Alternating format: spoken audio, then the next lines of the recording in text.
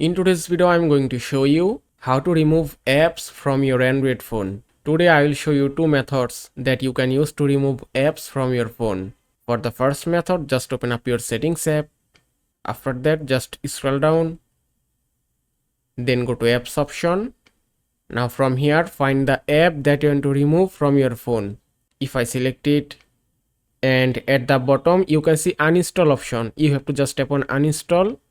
And then you have to tap on OK to confirm it. Then the app will be removed from your phone. Now for the second method, just go back and then go to app screen and find the app that you want to remove. If you want to remove this app, just touch and hold it and then tap on uninstall, then tap on OK, and it's complete. You can see the app has been removed successfully. And that is how you can remove apps from your Android phone. I hope this video was helpful. If it was, please give it a thumbs up and don't forget to subscribe.